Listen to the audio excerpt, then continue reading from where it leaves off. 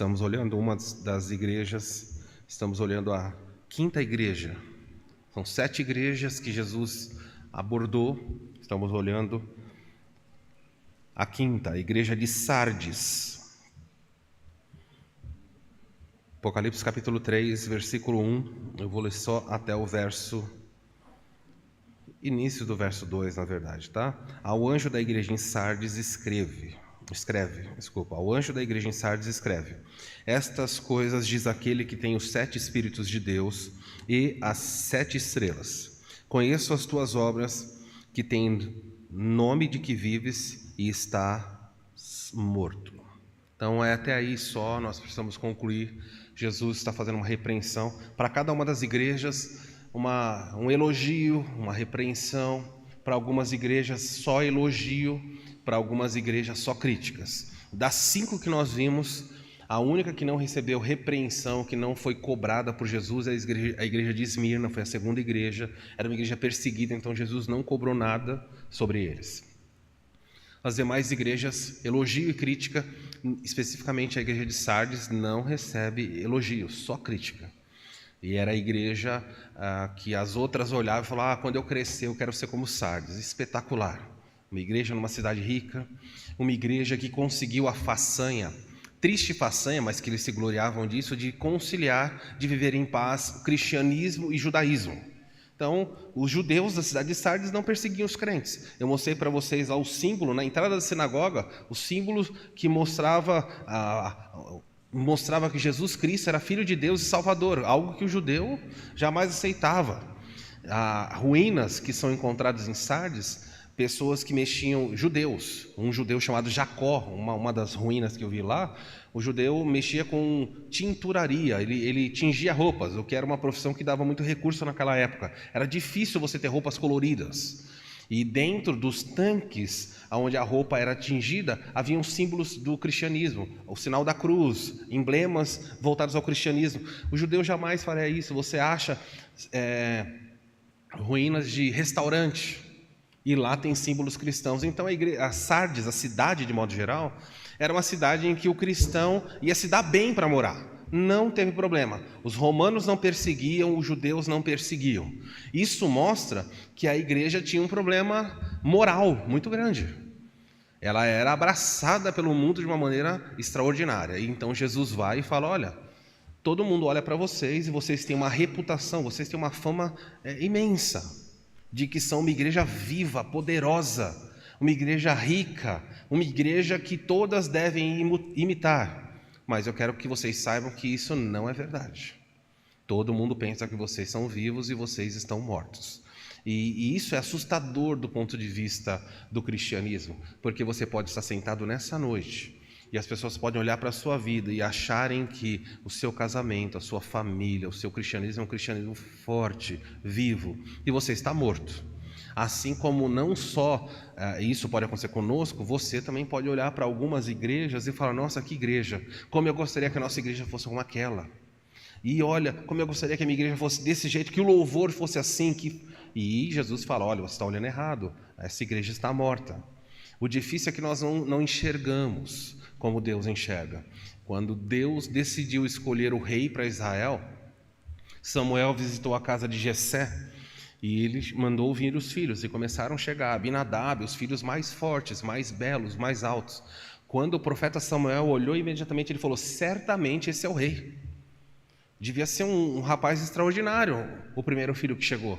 E Deus falou: não é esse. Samuel falou: não, que homem, que maravilhoso. E ele falou: não é, então manda vir o segundo, deve ser melhor ainda. E vai passando os filhos e Deus diz: não é nenhum deles. Finalmente, quando descobrem que há um último filho que está no pasto, cuidando de ovelhas, sujo, cheirando ovelha, jogando pedra em lobo, Samuel olha e fala: esse. E Deus fala: não atentes para a sua aparência, porque eu não vejo como o homem vê. O homem vê o exterior e eu vejo o coração. E esse ensinamento ecoa por todas as igrejas. Não olhe, não é que o exterior é desprezado. Deus está falando: eu olho, o que importa para mim é o interior. O exterior, se vier junto, maravilha. Se não, não adianta ser bonito. Exteriormente, mas por dentro não. Dito isso, vamos ver, aí nós já caminhamos em alguns princípios, vamos caminhar aí, as aparências nem sempre correspondem aos fatos. Vimos aí 3 lições, estamos vendo, o objetivo é mostrar 3 lições de como Deus vê a hipocrisia na conduta das pessoas. Principalmente, quando eu falo ali na nossa conduta, é porque as mensagens das igrejas são relacionadas aos crentes. Deus não está lidando, nenhuma das igrejas que está lidando com o mundo. Deus, as mensagens que nós temos visto não tem nada a ver com os incrédulos. É tudo voltado para a igreja. Deus vai lidar com os incrédulos do capítulo 4 em diante. Agora é só a igreja, tá bom? Então, como Deus vê a hipocrisia em nossa conduta? Qual a máscara, qual a conduta, como que você age a cada dia? Máscara do domingo, a roupa do crente de tal dia, mas isso não é coerente, não é? Vimos semana passada isso. As aparências enganam. Algumas pessoas falam, a minha igreja é melhor, é número 1, é o exemplo. Algumas pessoas são assim. Todos sabem como eu sou o melhor cristão, melhor marido, esposa, pai, filho, família, casal, aluno, amigo, profissional. Eu sou a melhor pessoa que existe. E as pessoas olham, que excepcional. E Jesus fala, não é assim que eu vejo. Talvez na sua empresa você seja um profissional excepcional. E Jesus está dando nota 0. Então, veja, no final das contas, o que conta é o que Jesus diz sobre você. Se você é um crente, o que importa é o que ele pensa de você. Quando você se veste e vem para a igreja, e você vai falar com seu marido, ou quem é solteiro pergunta para o pai, para a mãe, ou para a esposa, essa roupa tá bem? Se a pessoa falar, tá, isso não é a palavra final, o que importa é o que Deus diz. Pode ser que você venha com uma roupa e Deus reprova, e todo mundo fala, que roupa linda! Eu já fui em casamentos de crentes que eu fiquei com vergonha. A noiva entrou, estava seminua. Graças a Deus eu não era o pregador. Mas todo mundo disse que a noiva estava? Ela está linda. E Deus está reprovando. Então, muito cuidado com o glamour. Aquela festa, a festa daquele casamento foi linda. E Deus falou, foi totalmente abominável, reprovável, porque a conduta, o que aconteceu naquela festa, foi reprovável aos meus olhos. Então não importa se a foto ficou bonita, o DVD, a mídia ficou linda, se Deus reprovar. Ontem falei para os jovens sobre o que adianta vencer e ser desqualificado. O que adianta ser um sucesso e no final ser desqualificado. Não adianta nada, tá bom? Mas o mundo corre atrás de coisas, então isso eu não vou voltar. A palavra que você tem que guardar é essa aqui, ó, fama. Se você procurar no dicionário, fama é algo atribuído a alguém que pode ser verdadeiro ou falso. Alguém pode ter uma fama, aquela pessoa tem uma fama de ser muito brava. E não ser, se só um boato.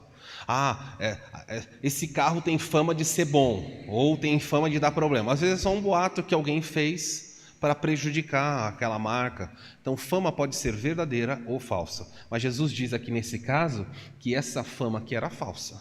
Vocês têm a fama de que estão vivos. Ele quer que nós sejamos vivos? Ele quer. Mas ele não quer que você tenha só fama, ele quer que de fato você tenha algo aí. O segundo ponto da mensagem, continuando semana passada, é essa.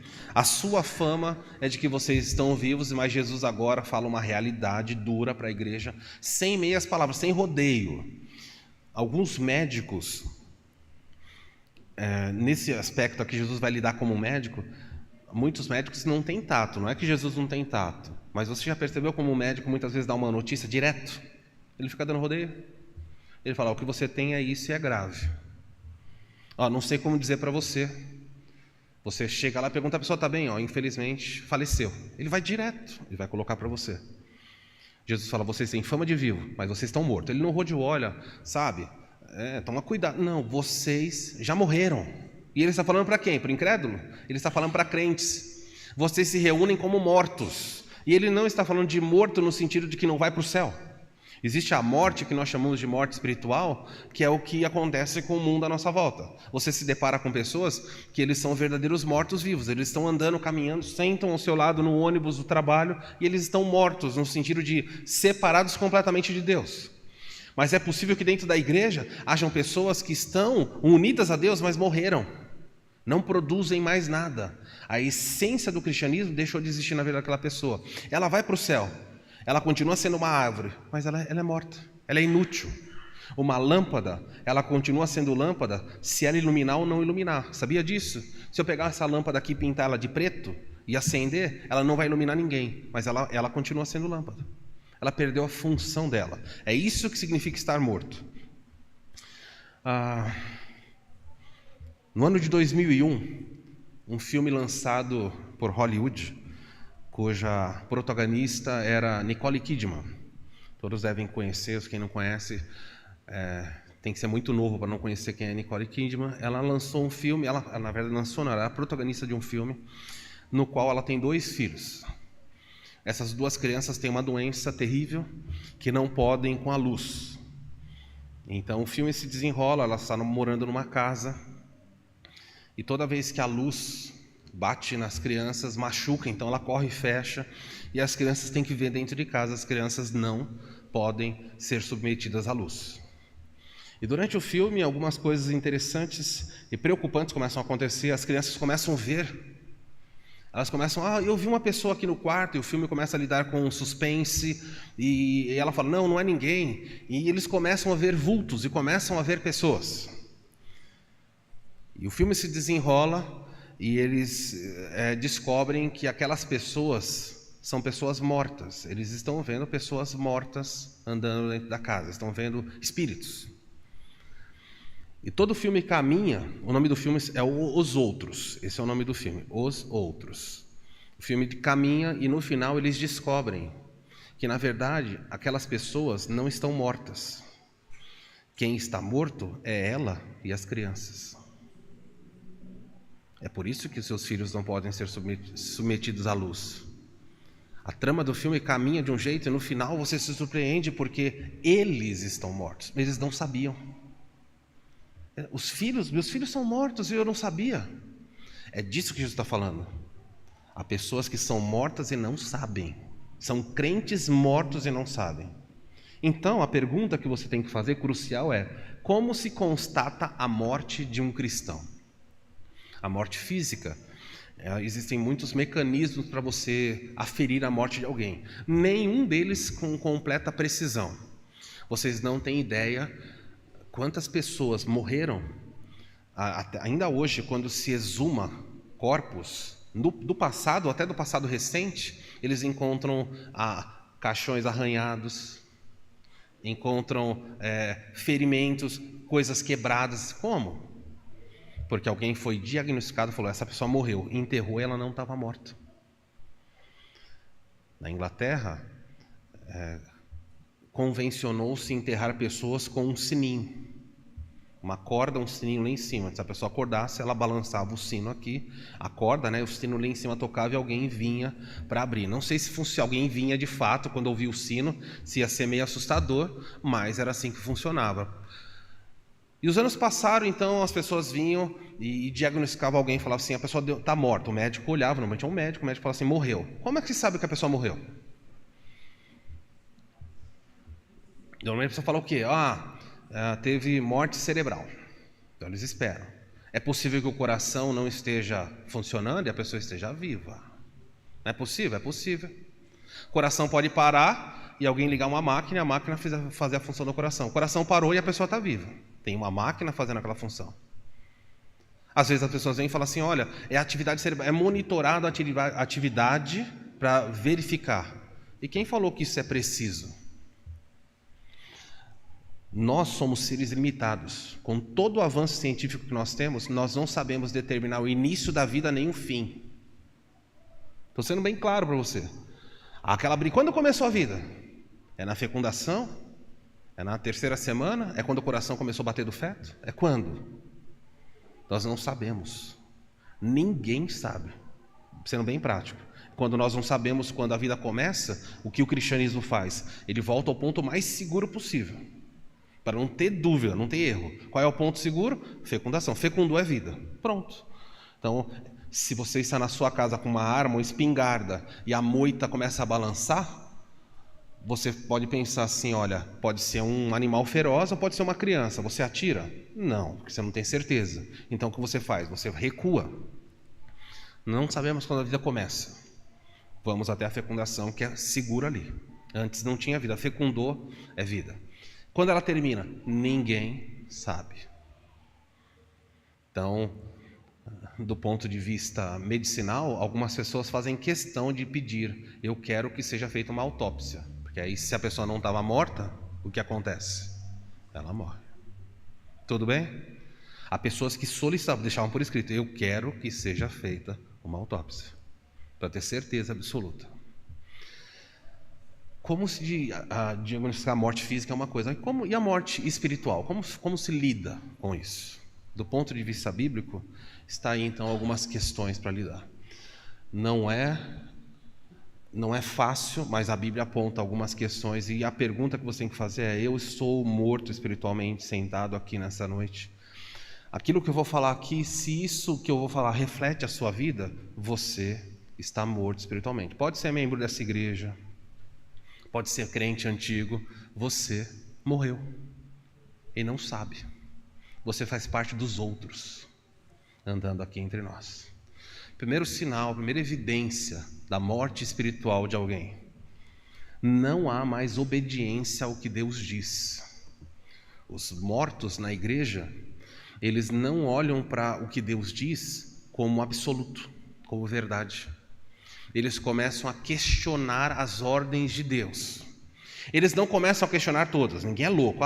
Discordo de tudo que Deus diz. Não. Mas a morte espiritual são aqueles crentes que descobrem coisas claras que Deus diz, e a pessoa diz assim: eu não vou fazer. Fácil você olha e fala: morreu. Você olha para Deus e diz: eu sei que o Senhor está falando isso, mas eu não farei. Por quê? Porque eu não quero. É isso, Deus, eu não quero. A diferença do mundo deixa de existir, porque o mundo olha e fala assim: o mundo nem sabe o que Deus quer, mas se eles descobrem, ele fala: não quero fazer. E eu poderia citar muitas coisas que Deus diz abertamente: é isso, e a pessoa fala: não vou fazer. Quer ver um exemplo? A Bíblia diz em Hebreus capítulo 10, versículo 25: não deixei de congregar, como é costume de alguns, não parem de se juntar numa igreja. Tem pessoas hoje que dizem assim: não, eu discordo. Não é discordar do pastor. Ela fala: eu discordo. Hoje pela manhã falamos na classe de novos membros. Não é discordar. A pessoa fala assim: eu não venho, eu sou a igreja, eu assisto em casa. Se você é alguém que decidiu ser um desigrejado, não estou falando de eventual, estou falando de crentes que dizem ser crentes e categoricamente dizem: eu não vou mais à igreja nenhuma, eu agora cultuo em casa. Olha, é um aspecto que Deus deu uma ordem. Não está obedecendo? Você morreu. Você não vai mais para o céu? Não, você vai para o céu. Mas você é um cadáver andando no meio da igreja. E eu poderia citar muitas outras coisas. Outro aspecto de morte espiritual: crentes que não oram mais e nem têm prazer em Deus. Orava antes. Claro, todo crente quando começa ele ora. Mas hoje, você pergunta: você tem vida de oração? Não sei nem o que é isso. Passa a semana toda e cria um ritualzinho de oração. Não, eu oro, claro que eu oro. Onde você ora? Quando eu vou comer. Senhor, abençoe esse alimento, em nome de Jesus, amém. Ou quando eu vou dormir: Senhor, me dá uma boa noite de sono, em nome de Jesus, amém. Isso não é oração, do ponto de vista bíblico. Oração é relacionamento, é conversar com Deus. Existe alguma brecha na sua semana? Existe algum tempo em que você para orar e você fala: esse é meu tempo com Deus? Existe isso? Se não existe, se eu estou descrevendo a sua conduta, a sua semana passa, você tem tempo para passear, para assistir filme, tem tempo para cuidar, correr atrás dos seus negócios, estudar, crescer academicamente, profissionalmente. Não tem tempo para orar? Você está morto. Simples assim. Olha para a vida de Jesus e você descobre que ele não era morto. Ele trabalhava o dia inteiro, levantava às 4 da manhã e saía para orar. E eu não estou dizendo, quando você fala: nossa, Jesus, eu não consigo. Jesus se levantava às 4 para orar, mas é porque ele ia dormir às 7 da noite. Para o judeu, o sol se pôs, é hora de recuar para dentro de casa, eles vão dormir. Então Jesus tinha uma vida saudável, dormia pelo menos 8 horas de sono. Mas ele levantava e orava. Vou escolher os discípulos, vou orar. Pedro, Tiago e João, vamos subir em tal lugar, vamos orar. Quando Jesus desce, expulsa o demônio, por que nós não conseguimos? Jesus falou: olha, porque só pode conseguir por oração. E ele mostra o tempo todo a vida de oração. Você lê as cartas de Paulo, Paulo assim, diz: não canso de dar graças por você, intercedo por vocês continuamente, dia e noite, nas minhas orações. Não cesso de mencionar vocês. Vida de oração. Você é alguém que não ora mais? Sumiu da sua vida a oração? Pode vir à igreja. Nós gostamos de você, continue vindo. Você em casa, vem à igreja, assista aí da sua casa. Mas você está morto. Está geladinho espiritualmente, você está completamente inerte. Porque existem muitas maneiras de Deus falar conosco. Deus fala conosco por meio da sua Bíblia. Deus fala conosco por meio da nossa consciência. Deus fala conosco por meio de irmãos piedosos que se aproximam para nos orientar. Há muitas formas de Deus falar com você, mas só tem uma de você falar com Ele. E se você não fala com Ele, você morreu. A igreja de Sardes era bem famosa, mas não tem nada de oração. Anos atrás, quando nós estávamos no outro prédio, uma vez um homem me abordou na porta e falou que ele estava desviado, e ele falou que qualquer dia viria na igreja dar um glória. Ele falou para mim: eu venho dar um glória com vocês aqui na igreja. Eu falei: como? Ele falou: não, vem aí. Não pode orar aqui? Isso não é orar. Se dá Deus, glória a Deus, gritar no culto, isso não é oração. Orar é ter tempo para se relacionar com Deus, é colocar as suas petições, é colocar os seus pecados, é pedir a Deus por perdão, por ajuda, por direção. O crente que não pede por direção, o crente que não pede por ajuda, o crente que não intercede por seus filhos, o crente que não intercede por si, por sua família, há tantas coisas pelas quais orar. E interessantemente, as pessoas se despertam para a oração quando o corpo começa a morrer. Enquanto o corpo está bem, parece que a alma fica morta também. Não vou orar. Mas o médico diz: você tem uma coisa muito grave. Pronto, terça-feira está na reunião de oração. Vem orar. A alma se desperta e fala: não, eu preciso orar, preciso pedir. E a relação de interesse começa a surgir de barganha com Deus. Estou descrevendo a sua vida? Na sua vida não há obediência ao que Deus diz? Você não ora mais, orava antes, mas agora a ênfase ali, isso não acontece mais? Esfriou? Talvez esfriou porque você morreu. Corpos quando morrem, eles esfriam. Almas, quando morrem, esfriam também. Outro aspecto aí. Pessoas que estão mortas, elas não se desviam mais do mal. De novo a ênfase aqui, ó. Se desviavam antes. Viam uma coisa errada e falaram: não, eu não quero isso para minha vida. Mas os anos vão passando e a frieza veio agora. Pecado mal está ali? Manda bala, está tudo certo. Estava assistindo alguma coisa, via que aquilo não estava legal, mudava de canal. Agora, pega até pipoca. Está comendo pipoca, assistindo aquilo que não deve, ouvindo o que não deve. Antes olhava uma pessoa e falava: não vou andar com essa pessoa que não vai ser bom para a minha vida. Hoje, abraça a pessoa, vive numa boa. Gente, é morte. Pode vir na igreja arrumado, bonito, cantar, chorar. Se você faz isso, você está morto. E é por isso que Jesus diz que as aparências enganam, mas a realidade nos confronta. Porque quando você está morto, talvez pela primeira vez você se depare com uma condição assim, há esperança, você pode reagir. Você se desvia do mal? Quando as pessoas olham para você, essa é a característica da sua vida? Está aqui, ó, essa mulher é muito piedosa. Se desvia da fofoca. Se desvia de fazer comentários negativos, errados, destrutivos contra a família. Gente, como é triste ver como as pessoas pararam de se desviar do mal. O que assustava, não assusta mais. Estou descrevendo você de alguma maneira? Você pode ter a fama de estar vivo, mas você está morto. Outro aspecto, no desvio do mal, aqui é no sentido de falta de santidade. A pessoa não se santifica mais, não quer mais ter uma vida de pureza. Olha aqui, se não quer ter santidade, essa pessoa logo também não se arrepende mais dos pecados. Quando foi a última vez que você lamentou e disse: ai de mim, miserável homem que sou, Senhor. Esse pecado eu não consigo vencer. Senhor, eu queria tanto ler mais a Tua palavra, mas não é que eu não consigo, eu não quero, eu não tenho interesse. Tem piedade de mim. Senhor, aviva o meu coração. Olha a honestidade. Ler a Bíblia é gostoso? É desafiador. Mas a Bíblia fala, a palavra de Deus diz no Salmo 1 que bem-aventurado o homem que não anda no conselho dos ímpios. Não é? E no versículo 2 diz: antes o seu prazer, seu desejo, a sua alegria é meditar na lei do Senhor. É seu prazer meditar na lei do Senhor? Você tem alegria, você lê e você se alegra e fala: Senhor, que delícia, isso que eu estou vendo.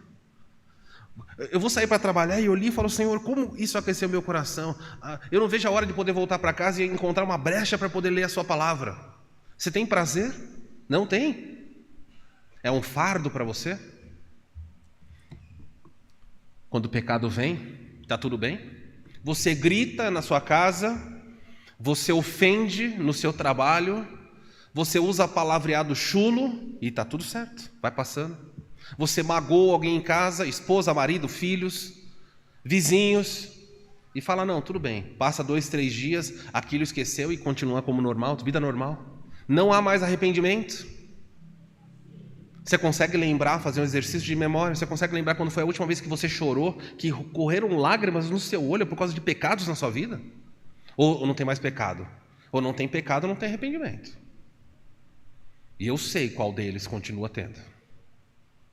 A Bíblia diz que todos nós pecamos. Quando foi a última vez que você falou: Senhor, esse pecado, ele me machuca. Eu não quero tratar minha esposa assim, mas eu faço.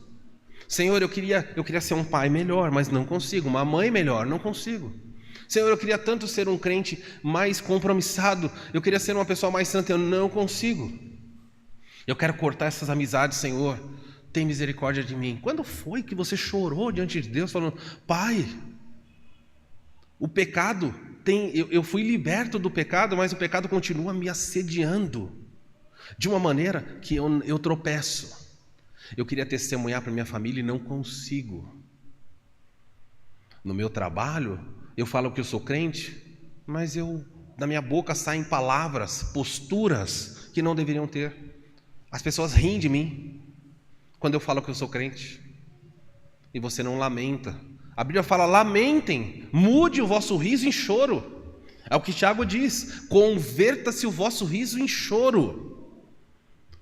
Se nós não enxergarmos quem nós somos, ainda salvos pela graça, continuamos pecando. Se você não pede a Deus, se o seu padrão de santidade é elevado, talvez o que esteja acontecendo com você seja um falso senso.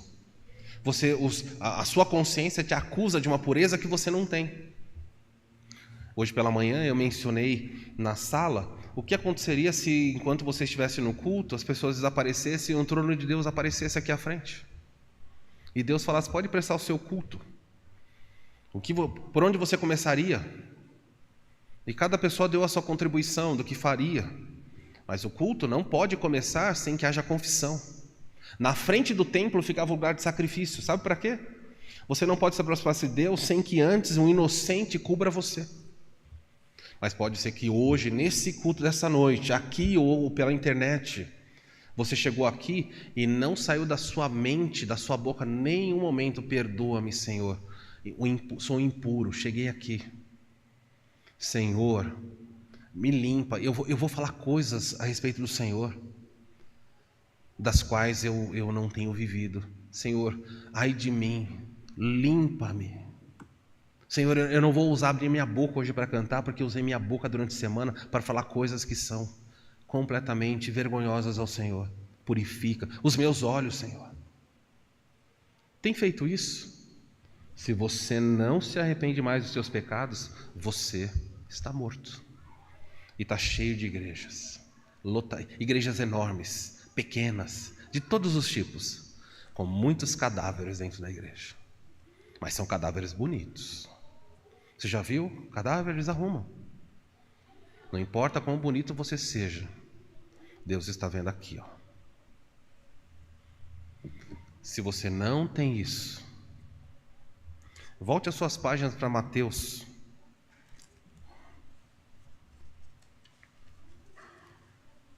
Mateus capítulo 7. Deixa eu primeiro Mateus 23, vamos pegar Mateus capítulo 23.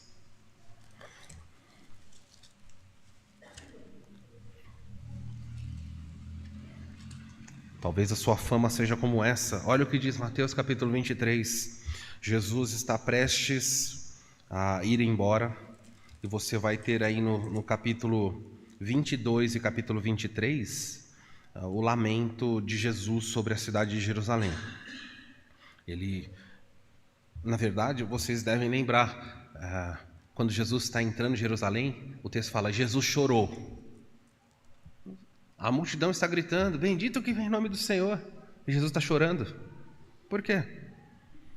Ele olha para aquele povo, lindo, com fama de que o ama, e fala, Jerusalém, Jerusalém, que matas os profetas. Quantas vezes eu quis ajudar vocês, mas vocês continuam praticando o mal.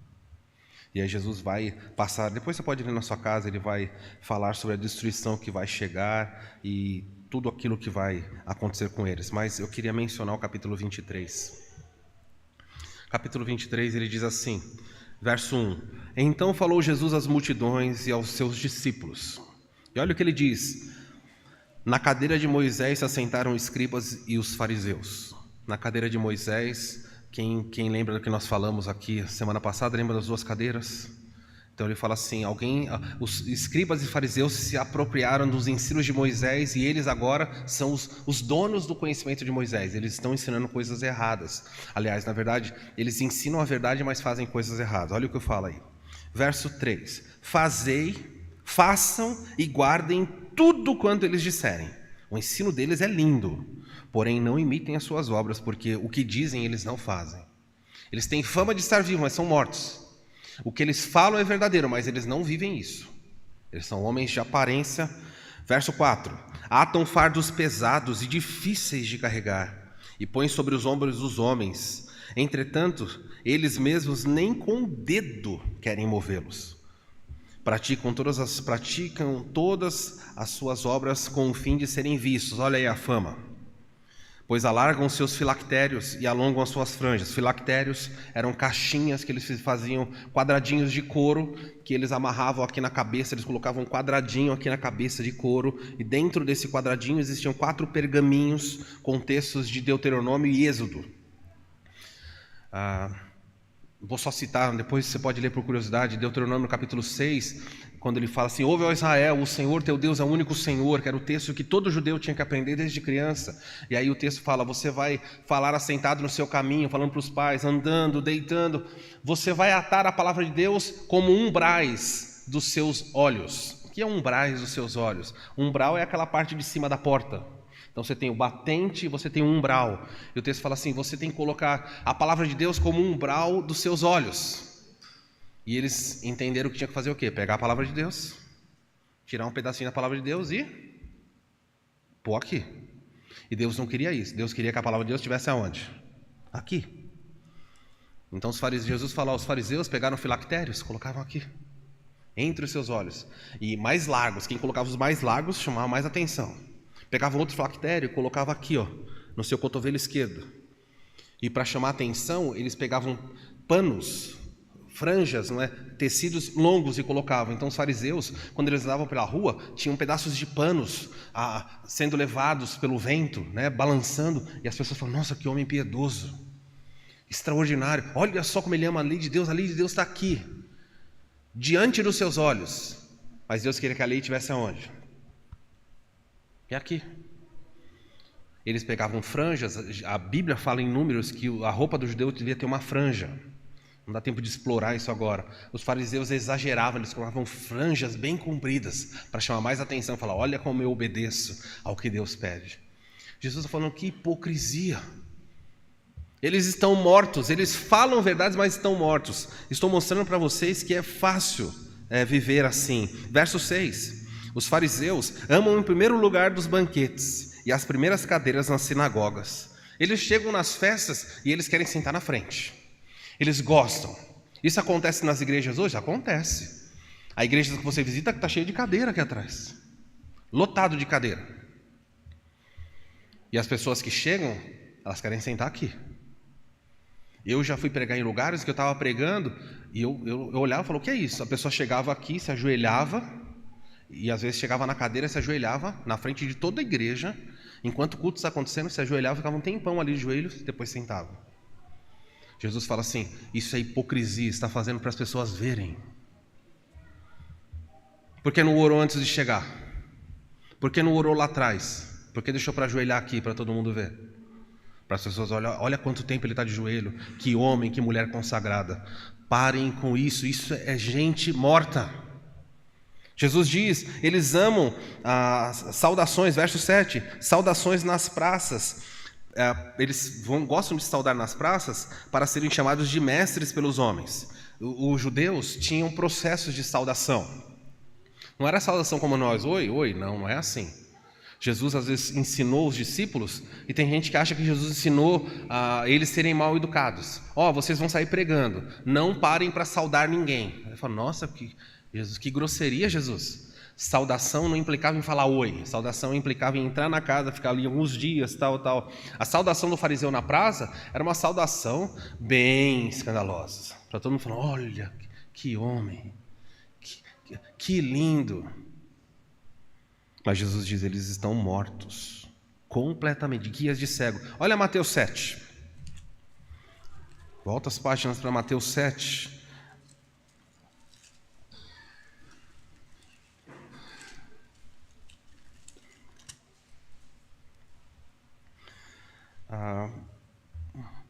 Desde o capítulo 5 de Mateus, você começa com o sermão das bem-aventuranças, não é? Jesus vai ensinar o modelo de vida do cristão. E ele vai ensinando uma série de coisas. Volta um pouquinho, capítulo 6. Olha o que Jesus fala para os seus discípulos. Verso 1. Guardem-se de exercer a vossa justiça diante dos homens, com o fim de serem vistos, pois de outra sorte vocês não terão galardão junto ao vosso Pai Celeste. Jesus falou assim, cuidado para que a justiça de vocês não seja uma justiça que você quer que as pessoas vejam. Eu quero que todo mundo veja como eu sou justo. Jesus não está mandando ser injusto. E nem está mandando você esconder a sua justiça. Ele falou, guardem-se de praticar a justiça diante das pessoas, para que as pessoas olhem e falem, nossa, que pessoa maravilhosa. Verso 2, quando vocês derem esmola, não toquem trombeta diante de ti, como fazem os hipócritas. Sabe como que eles faziam para dar oferta? Tinha alguém que, se a oferta fosse muito grande, pegava uma corneta. Já pensou pôr alguém aqui do lado do ofertório? Ou um sistema eletrônico que pesasse o envelope caiu, pá, aquela trombeta, todo mundo fala, nossa. Os fariseus gostavam de dar ofertas em moedas, vinham com sacos grandes, e o lugar do ofertório era como uma corneta de metal. Então quando você jogava lá dentro, gente, fazia um barulhão. Era largo a boca e depois ia afunilando, ficando estreitinho, para ninguém pôr a mão e pegar de volta. Era assim mesmo. Então ele despejava, e começava blá, blá, blá, blá, aquele monte de moeda caindo.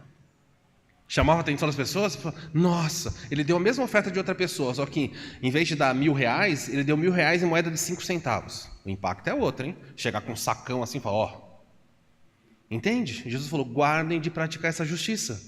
Quando vocês derem esmola, não façam como os hipócritas, que nas sinagogas, nas ruas, para serem glorificados pelos homens. Em verdade vos digo que eles já têm a recompensa. Verso 3, quando derem esmola, ignore a tua mão esquerda o que fez a direita. Jesus está falando assim, quando você for ajudar alguém, quando você for praticar o que é certo, não conte para as pessoas, vai e faz.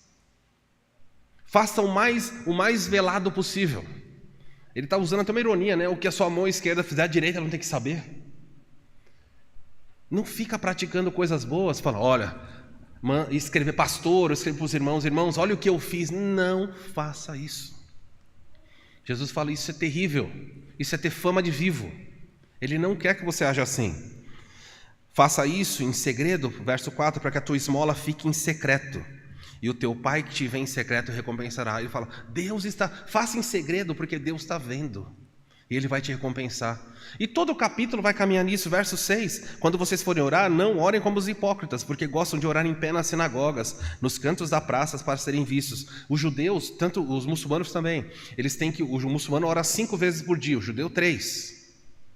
O muçulmano 5 vezes virado para Meca, e o judeu 3 vezes virado para o templo, para o lugar do templo, né? Hoje não tem o templo. Então, coitado do fariseu, né? Coincidentemente, dava o horário da oração, onde ele estava? No meio da praça. Ele não queria se exibir, mas ele tinha que parar no meio da praça e falar: ó Pai Celestial. Todo mundo fala, não, tempo de oração. Eu estou aqui, tempo de oração. A pessoa, se for orar assim no metrô, está dentro do metrô em São Paulo, deu o horário da oração. Você fala: afastem-se, afastem-se. E você levanta a voz e começa a gritar dentro do metrô. As pessoas não vão achar que você é espiritual, vão achar que você é louco. Mas dentro de uma igreja, vão falar: olha que homem, olha que piedade. Jesus falou: fujam disso, isso é gente morta que faz. Enfim, eu não vou passar por todos aqui, porque o tempo não nos permite. Só quero mencionar o último, capítulo 7. Jesus diz assim, verso 21. A partir do 17 ele fala das duas árvores. Você conhece verso 16. Pelos seus frutos os conhecereis. Colhem-se porventura uvas de espinheiros ou figos de abrolhos? Mateus 7,17. Assim toda árvore boa produz bons frutos, porém a árvore má produz maus frutos. Jesus disse que você não conhece uma árvore pela sua aparência. Você conhece pelos frutos. A árvore pode ser linda e você chegar lá e ela ser de plástico. Sabia disso?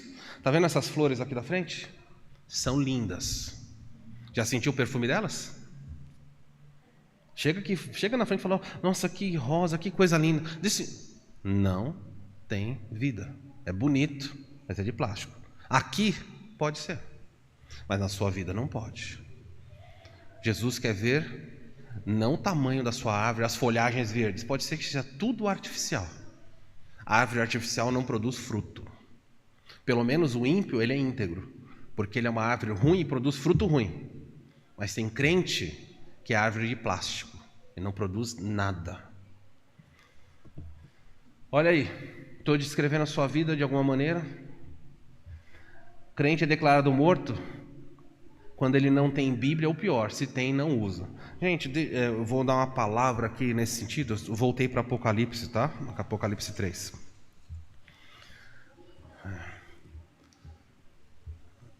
Bíblia, a Bíblia do crente não é um acessório para ficar na sua casa.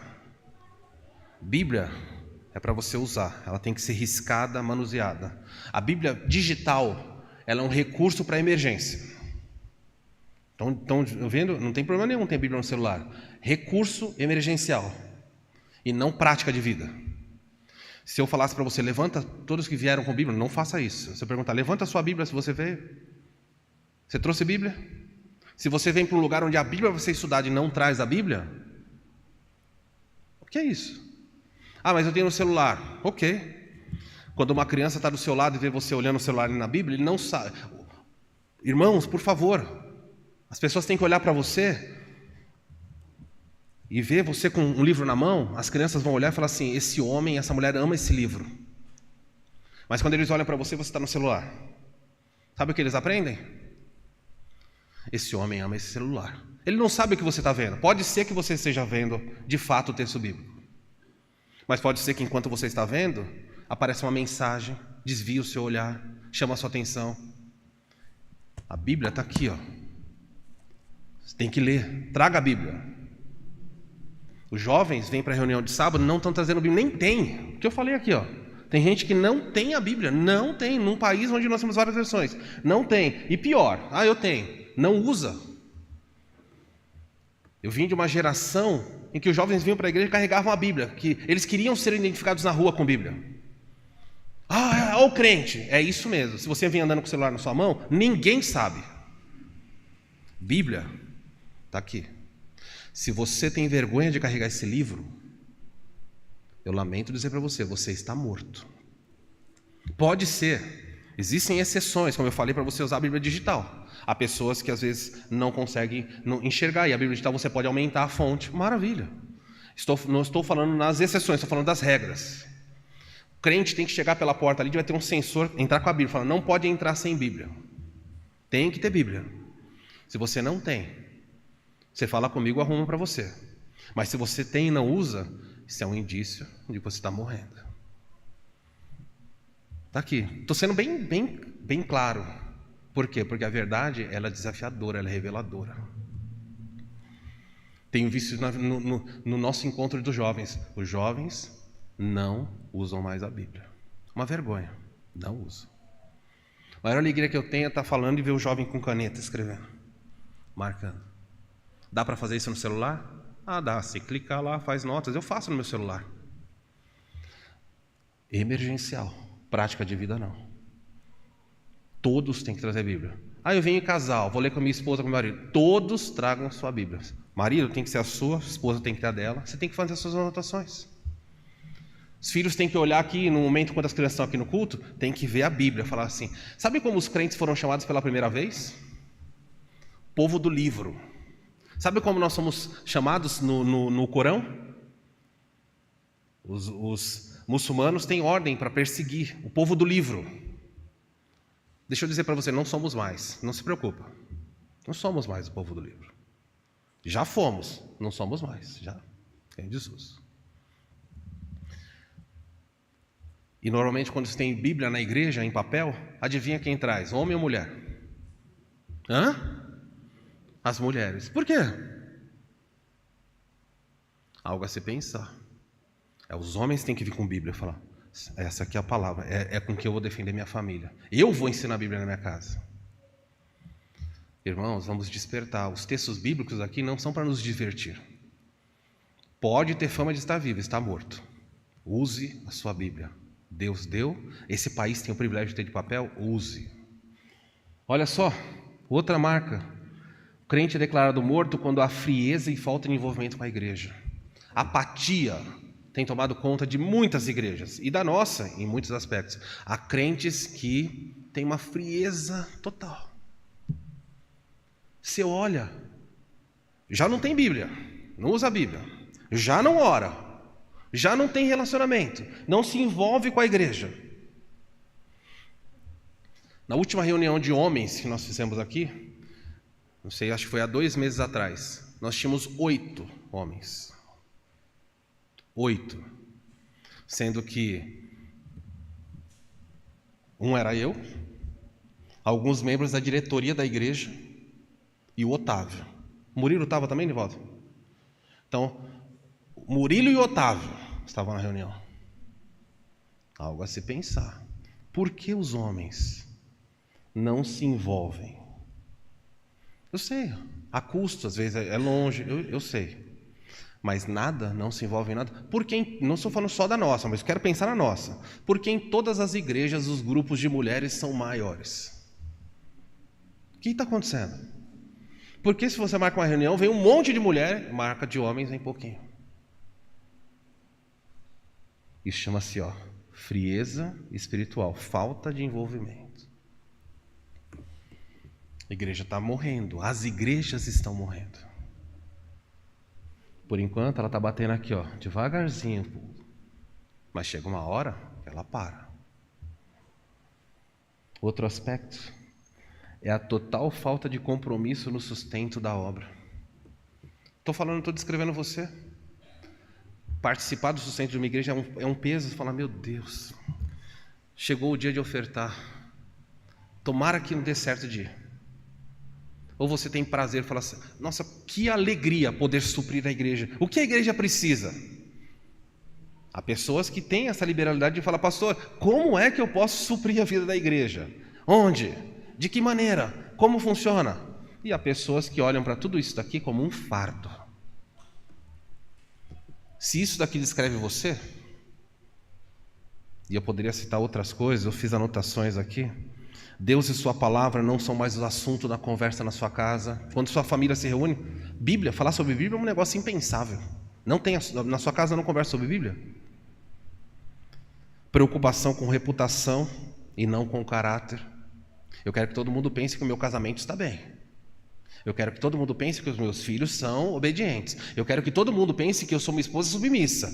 O marido fala, eu quero que todo mundo imagine que eu sou um líder exemplar na minha casa. Isso é reputação. O caráter é o que Jesus fala. Há muitas pessoas nas igrejas, mulheres que não são submissas, maridos que não são líderes, filhos que são rebeldes. Mas quando chega na igreja, é uma bênção. É lindo. Há pessoas que fingem sucesso e alegria. Há crentes que fingem normalidade, mas estão vivendo o caos. Ninguém sabe. Ninguém pode saber o caos que está vivendo. Mas quando chega aqui tem que parecer normal. Por quê? O que vão pensar de mim? Vão pensar que você é um pecador, que precisa de ajuda, que está buscando santidade.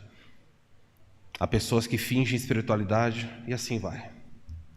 Quando isso descreve a sua vida, e é o que Jesus está falando de Sardes, cedo ou tarde, e às vezes mais cedo do que você pensa, Jesus fala: você tem fama de vivo, mas você está morto. Pode continuar vindo na igreja. Está mortinho, gelado por dentro. E sabe o que o mundo faz com quem morre? Sabe qual é a postura? Quando uma pessoa morre, não sobra alternativa a não ser sepultar essa pessoa. Mas aí é a beleza do cristianismo. É aqui que o seu coração deveria dar glória a Deus pela pessoa de Cristo. Porque enquanto o mundo olha para pessoas mortas e diz: você é um lixo, não serve para mais nada, o Senhor Jesus não faz isso. Em Cristo há esperança. Há um texto lindo da Bíblia em que fala que o Salvador é capaz de olhar para nós e perceber as nossas fraquezas, perceber as nossas falhas e tristezas, perceber a nossa morte espiritual. Olha o que diz esse texto aqui. Quando fala sobre o trabalho do Messias, olha o que é dito: vejam o meu servo, está falando sobre Jesus, ele não gritará e nem levantará a voz em público. Jesus não saiu gritando por nenhum lugar, ele falou em público, mas não saía gritando. Ele não esmagará a cana quebrada. Sabe de quem ele está descrevendo aqui? Está descrevendo o povo de Israel. Ele sabe que a cana está quebrada, ele não apagará a chama que já está fraca. Quando Jesus olha para você e vê você quebrado, a chama quase apagando. Alguns já até apagaram. Jesus não quebra. Jesus simplesmente quer levantar você. Ele quer trazer vida. E é o que a semana que vem o texto vai continuar. Por isso que Jesus vai falar assim: ser vigilante e consolida o que está prestes a morrer. E Jesus fala assim: olha, eu posso juntar esses pedaços e levantar você de novo. Como? É preciso que você se arrependa. Se você se arrepender, o Senhor pega todos os cacos da sua vida, por mais cacos que tenha, Ele junta tudo e fala: eu vou levantar de novo. O mundo quer que eu te jogue no lixo. O diabo acusa você diante de Deus, dizendo: Senhor, esse crente não presta, essa irmã não serve para nada, joga fora. Jesus fala: não, se ele se arrepender, eu vou juntar todos os cacos e vou fazer algo belo na vida dele de novo. Vou levantar a sua família, vou levantar o seu testemunho, vou trazer avivamento de fato. Não será mais de aparência. Eles vão ter prazer na leitura bíblica, na oração, e se não tem, vão pedir: dá-me prazer. Minhas filhas bem pequenas diziam: pai, eu não quero ler a Bíblia, eu não tenho vontade. E eu falei: é verdade, vamos orar para que Deus nos dê essa vontade. Tá bom, vamos orar. Enquanto Deus não dá, nós vamos lendo, até que a vontade apareça. Nós não vamos esperar a vontade. Por quê? Porque a obediência vem primeiro antes da vontade. Nós obedecemos sem ter vontade, mas vamos ler. Eu não tenho vontade de ir na igreja. Vem sem ter vontade. Não estou falando de crentes, tá bom? Não estou falando de obrigar pessoas que não querem. Estou falando de crentes, fala: Senhor, não tenho vontade dessa coisa, irmão. Venha sem ter vontade. E aqui no culto, ore a Deus, fala: Senhor, eu não tenho vontade, não tenho prazer. Toca. Se o seu espírito não tocar, o meu coração não vai se acender de novo. Conhece aquela música que nós cantamos: vem e sopra sobre nós seu sopro? Você sabe o que quer dizer isso? Reunidos nesse ajuntamento, honra e santifica esse momento. É aqui, é no coletivo, que quando Deus sopra a brasa, o fogo se acende. As pessoas falam: Senhor, voltei à vida. Mas se você andar longe do Senhor, longe da comunhão da igreja, não adianta. Ele não vai soprar sobre você longe. Mas se você se ajuntar a outras brasas, Deus vai trabalhar na sua vida. Queridos, eu tenho que terminar. Algumas aplicações sobre o verso 2. Vocês têm fama de estão vivos, mas estão mortos. Mas em Cristo há esperança. Seja honesto. em seu autodiagnóstico. Olhando toda aquela lista que nós vimos ali, seja honesto diante de Deus. Analise o seu cristianismo e responda para Deus: você está vivo ou você está morto na sua fé?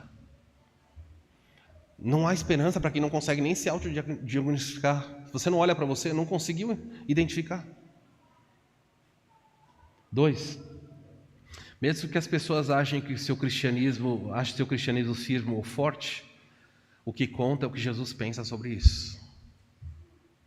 Olha e fala assim: olha, as pessoas podem pensar o que quiserem, eu preciso da aprovação do meu Deus. É Ele que tem que sorrir para mim. Por último, se você está morto em sua fé, em Jesus há esperança, desde que exista arrependimento. Baixe sua cabeça, vamos orar. Vou dar para você alguns instantes para você conversar com Deus.